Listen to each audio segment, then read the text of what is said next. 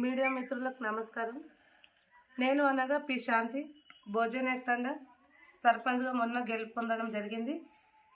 అదేవిధంగా 26వ తేదీ నాడు మా భోజనేక్ తండలో గల శ్రీ సోమసాద్ మందిరం వద్ద నేను కాళికామాత పూజ కార్యక్రమం జరిపించడం జరిగింది.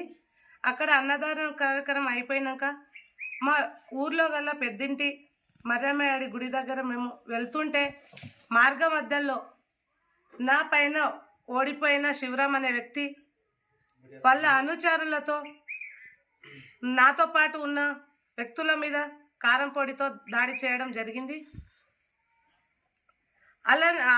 అలా జరిగిన విషయం తర్వాత మేము పోలీస్ స్టేషన్కి వెళ్ళడం జరిగింది. పోలీస్ స్టేషన్లో ఎవరి మీద జరిగిన విచారణ చేసి చర్యలు తీసుకోవాలని మేము చెప్పడం జరిగింది.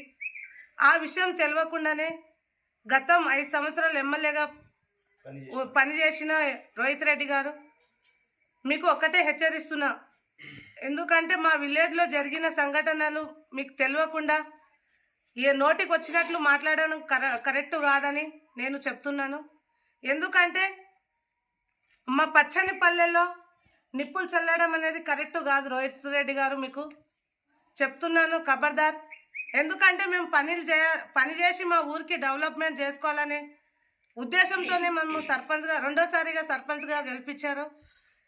ఇప్పటి వరకు మా భోజనేక్ తండా చరిత్రలో లేని సంఘటనలు ఇప్పుడు ఇట్లా కారం పొడి చల్లడము, కర్రలతో దాడులు చేయడం జరిగింది. అలాంటి వాళ్లకు మీరు మద్దతు పలకడం కరెక్ట్ కాదని నేను చెప్తున్నాను.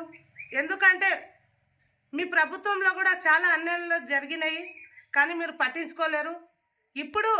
ఇప్పుడైనా మాకు దౌర్జన్యంగా దాడి చేసిన వాళ్ళ మీద కూడా మీరు సపోర్ట్ చేయడం అనేది కరెక్ట్ కాదని నేను రోహిత్ రెడ్డి గారిని హెచ్చరిస్తున్నాను. ఎందుకంటే మేము అభివృద్ధి చేయాలని దిగినాం, కానీ మీలాగా గొడవలు పెట్టడానికే అలాంటి విషయంలో మేము దిగలేము. మా ఊరికి మేము డెవలప్ చేసుకోవాలని వచ్చినాం. ఎందుకంటే నన్ను నమ్ముకొని రెండోసారిగా మా గ్రామ పంచాయతీలో నేను రెండోసారిగా సర్పంచ్లో గెలిపించడం జరిగింది.